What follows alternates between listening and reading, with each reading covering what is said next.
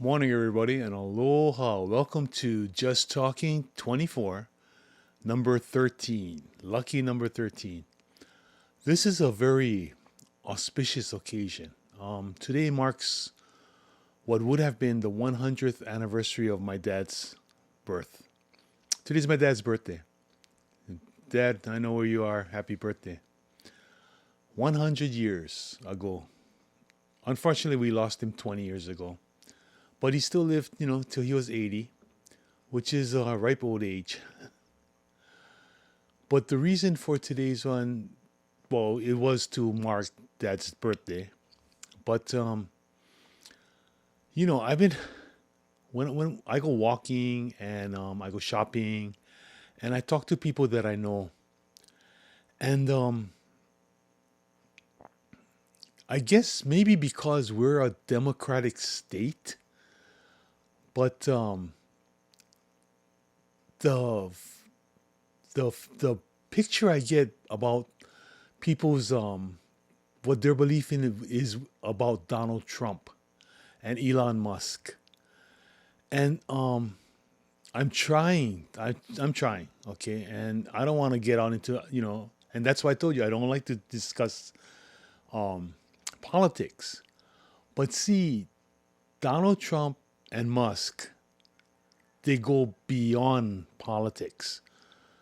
They are Americans. Yeah, it's true.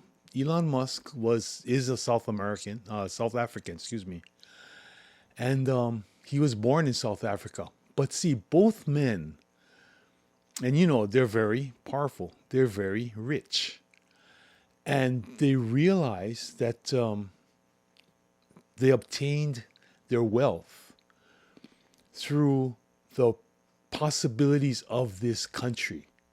See, that's the American dream. The American dream is different things for different people. And one of them is, any man or any person, excuse me, don't sound so racist, but any person can grow up one day and become the president of the United States if they're a legal citizen. See, I don't care if you're male, female, old, young, Democrat, Republican. We are, if we're in this country legally, we are all Americans.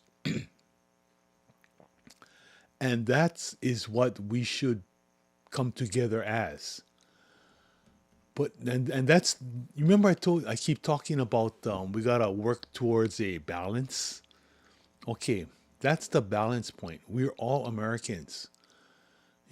We're supposed to be all equal, and it says that in the Bill of Rights, all men are created equal. Yet some people think that they're more equal than others. Okay, but this and this Doge thing, a lot of people, they really don't understand what it means to become efficient financially. Um, and all it is if mom gives you $5 to go to the store to buy stuff, and you buy the stuff and it comes back to $5, that's efficient. Now, if it doesn't come out to $5, say it comes out to 6.25, you have to decide. You have to take out a dollar quarter worth of stuff to make it equal $5. That's efficient. To make things worth within the parameters or their limitations.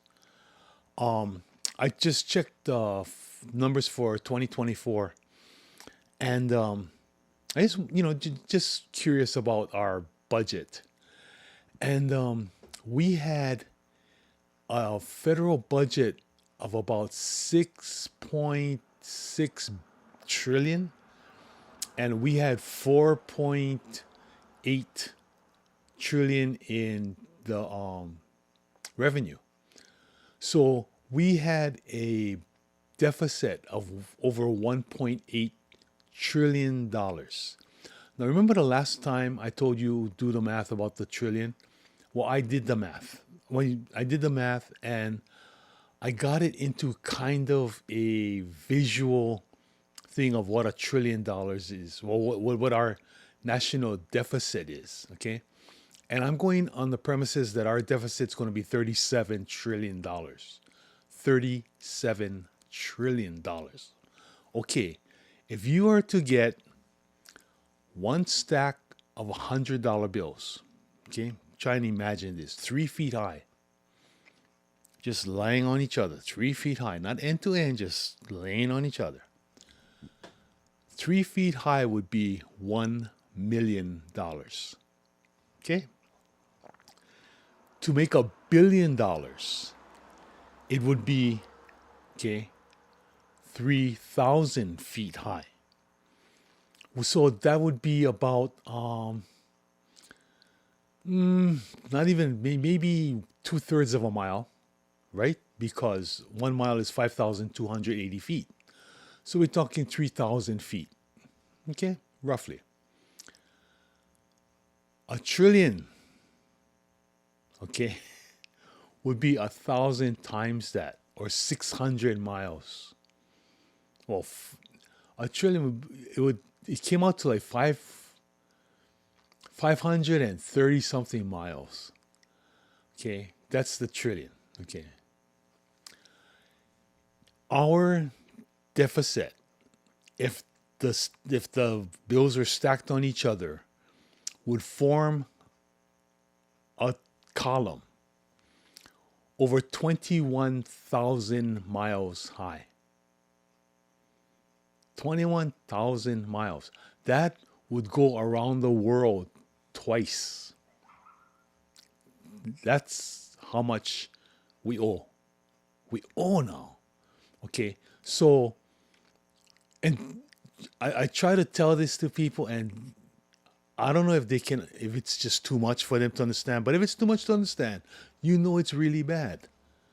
Okay, so Elon Musk, they come around and they're, and the guys come back and say, yeah, but they found, they're going to find $1 trillion. I said, but our deficit was $1.8 trillion. So even if they wiped out that $1 trillion from our deficit spending, we're still in the hole, 800 billion.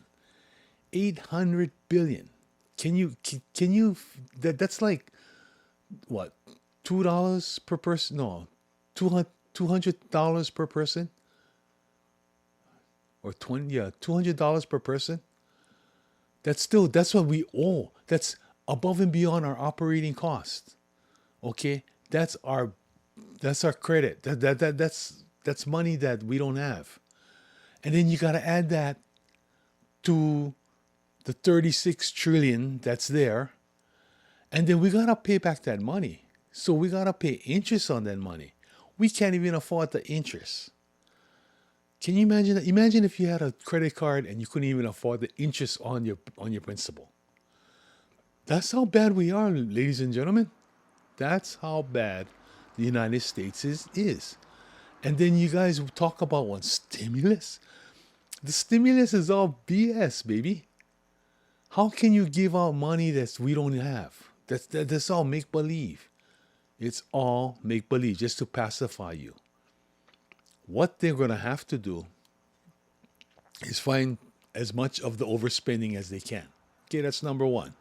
Step number two is that when the new budget is proposed, Doge is going to have to look at that new budget. So, in other words, say the federal fiscal year is October 31st, I believe.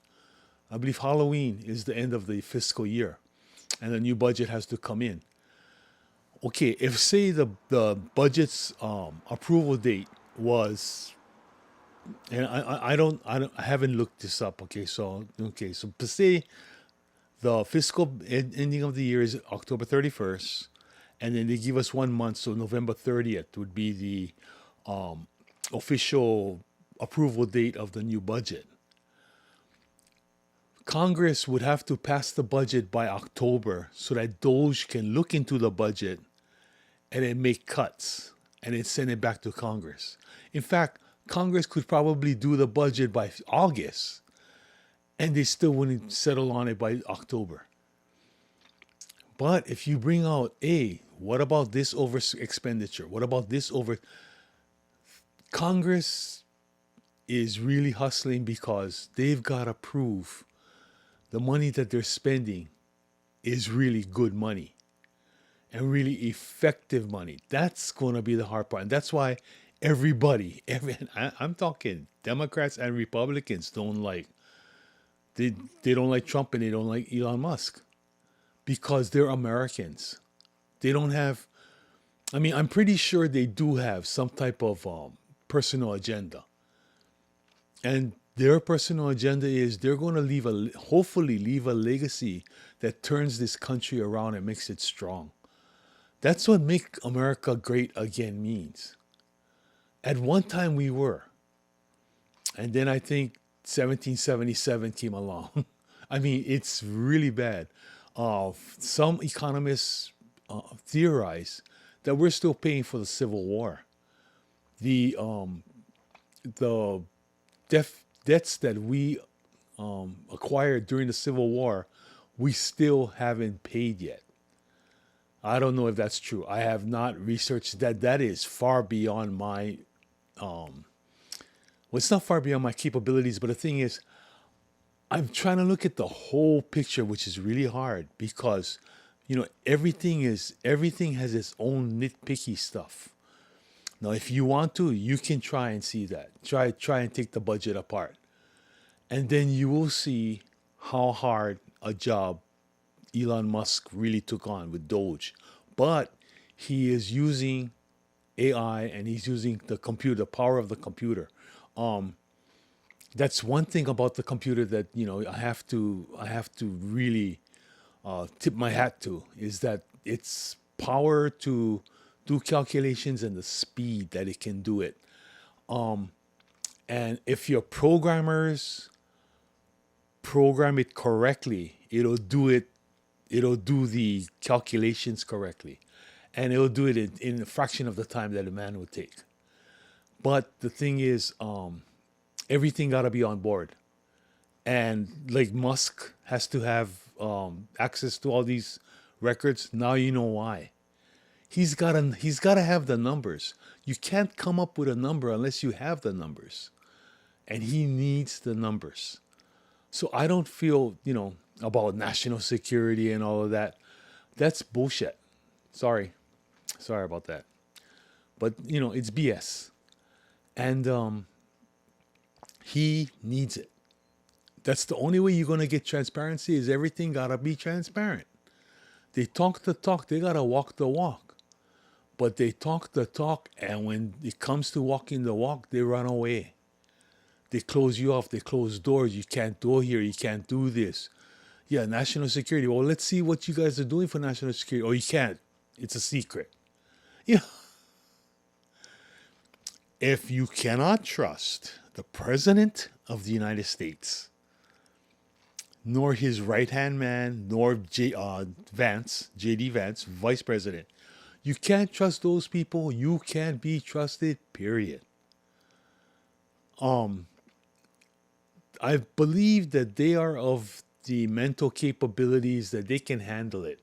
I think so. Um, I'll, I'll put my bet on them. They can handle the. I don't know if they can handle the truth. I don't think anybody really wants the truth. It would tear apart our nation. You would see the lies that the nation is built on, and it's not a conspiracy theory. Everybody says, "Oh no, that's a conspiracy theory." No, it's not. That is the truth. You really don't want to know the truth, but on the other side of the knife, you do want to know the truth so that you can correct it. If you just let it keep it going, keep it going, keep it going, it snowballs into what we have today, and we have a snowball. We got an avalanche. Our avalanche makes Antarctica look like a desert. Really, that's how bad it is, and it's gotten so many layers. Like they say, life is like an onion, and you've got all the different layers. Well, if our deficit can go around the world twice at the equator, and then some, imagine how big our onion is, right? That's, and I talk to people, but I can't. I don't know. Because you know me, I like to kiss. I like to keep it simple. And this is way more complex than simplicity. We're in a mess, and I wish the solution were very simple, but it's worse than the problem. But it's got to be done. If not, then okay. So long, USA. It was nice knowing you. No, really. And that's not a fatalist. That's just what happens. You know that's history. Remember, I told way back a couple of episodes ago. I told you that the average government, reigning government of the world, only lasted between 250 and 300 years. Okay, right? Next year, 250, gang. That's it. If man is an animal, like I say, and he is a creature of habit, we're starting to go down. And look around, we are starting to go down. Well, we're just falling apart. And I guess other civilization, well, other governments have gone through the same thing we're going through. And I'm nothing special. And people have said, you know, what's happening? It's falling apart and everything. And everybody tells you, no, you crazy. You don't know what you're talking about. You're nuts. And by the time it happens, I mean, what do I get out of it? Well, people going to say, you're right. It doesn't matter. It's still falling apart. See? So the thing is, let's try and stop it and see if I was wrong. Make me wrong. Please make me wrong. Please don't make me right. I don't want to be alive when it is right, if it becomes right. It's like that scientists that are saying, California's going to fall off into the sea. St. Andreas Fault, it's going to crack open. And it will. That's just the way our world is. Our world constantly is changing, and it's just another change. All around the world, they show cracks, and the cracks are getting bigger. Cracks are getting bigger. The continents, right? They said was one solid piece, and they broke apart, and they're moving apart onto the tectonic plates. That's just the world. That's what happens. That's what's going to happen. One day we'll be able to walk. I'll be able to walk to, not me, but, we'll be able to walk to Japan because Hawaii is slowly moving towards Japan on the tectonic plates. That's why Hawaii has its shape, how it's the island chain, because of that's the way it's moving. But, we can't stop it. And instead of trying to stop it, we've got to just, if we can identify it and work with it, we'll survive it. That's the word I'm looking for. I don't want to stop it. I want to survive it. And I want to survive it in a way that's positive for most people. My bell curve again. Remember that bell curve? Yeah. I mean, it would be great if no one got hurt. It would be great if everybody's a winner. It would be great, peace on earth and goodwill to all men. Not going to happen. Not going to happen. That's just the balance of things.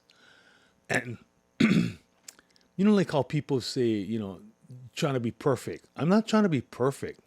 I'm trying to find the perfect balance. That's perfect to me. Not plus, not minus, but zero. And that is hard to achieve. Really hard. And I have to, like I said, I'm an independent. I'm not a Democrat. I'm not a Republican. I don't really believe in political parties, only because they both became the same thing, just pulling different ways. I was talking to my friend last night on the phone, and he said he remembers my parents, my mom and my dad, and they would have arguments, and they'd argue about the same thing. They both worked for the local telephone company, and they both were managers, but they both had different ways of managing. My dad was by the book, everything by the book. My mom was because, well, my dad had all men under him. My mom, all women. And you guys know, right? Men are from Mars and women are from Venus. So their way of managing, very different, yet their goal is the same. And he remembered that last night. He told me, "Man, I remember your parents, man. And your mom used to just rail it into me, your father." I said, "No, but if I said instead of listening to them argue, listen to what they're saying." I said, "I learned that, and a lot of my managerial skills, my management skills, I try to get a little bit of this, a little bit of that. I don't have one set way. I'm very flexible when I have to be. That's what my mom taught me. You got to be flexible. But my dad taught me you got to do it by the book. And a lot of times you can do it by the book, but you got to have the flexibility to bend the book, bend the rules. Not, and you bend it for the good. You don't bend it for yourself. You bend it for the good. I would do that when I was working at the hospital. We had rules, but then you also have ways around rules. Um, there are certain purchasing criteria that you have to make. Sometimes you go to another department and make a loaner from that other department. You haven't bought it off of purchasing. You got it as a transfer of supplies from interdepartmental. So you went around the rules, okay? But then you order it, and when you get it back, then you pay back, stuff like that. Although they said, you shouldn't do that because of auditing and accounting practices. But we did it all the time. Sometimes you just gotta bend the rules. And if it's for the good and no one really gets hurt, rules are made, they said rules are made to be broken. Not broken, just circumvented sometimes, circumnavigate. Rules are very good. I love rules. Rules give us sustainability. It gives us substance. It gives us our foundation. That's rules. And I like that. A tree needs solid roots. The rules are the roots. But once in a while, the roots, they meet something like a stone wall. So what do? Hit the stone wall, and then they go around the stone wall. Watch a tree. Watch a tree bend in the wind, right? Same thing. If it was rigid, it wouldn't bend. The thing would snap. So it has to bend. Rules have to bend. We got to bend. And right now, President Trump is not bending. He's so used to having his ways, but his ways is because we've not bent the rules, we've broken the rules. It's so flexible. We've broken the rules. He's got to reestablish order. He's got to reestablish our roots. Our tree fell. Our tree's on the ground. We got to replant. We've got to set the rules again. And like I said, hopefully, so kiss off the stimulus. It's not there and never was. I mean, yeah, you guys, we all got checks, from Biden, which, remember the numbers? I roll them to you. It's supposed to only cost 660 billion, but it costs 1.2 trillion. Right. See all the fat. Well, that's not going to happen. I don't believe that will happen with President Trump. But in the long run, we're going to see our taxes come down. Hopefully, we'll see manufacturing be reestablished in America. And that's because, well, the people got to understand, if manufacturing happens in America, you're not going to all live in, and have the lifestyle of the rich and famous. You're going to make a minimum. The minimum wage is for minimally getting by. And if you're efficient with your money, sometimes you can minimally get by. It's everybody got to do their share. And that's the hard part. We're so used to other people doing it for us that we don't know how to do it ourselves. And this production that I'm making, this presentation, is my share. I just want it out there. I want you guys learning. I want you guys to think about it. Just, just plant the seed. And I hope that seed grows like a weed. That's all I'm doing. So again, like I said, on this auspicious occasion, I just want to wish my dad, wherever you are, Dad, happy birthday, 100 years old. Yeah. But then I hope that I turned your thinking a little. Please like and subscribe as usual. Nobody's liking, nobody's subscribing. But come on, give me a break over here. Help a party out. But I just really, from my heart, I just want to say ahui ho, malama pono, and of course always, aloha. Bye bye.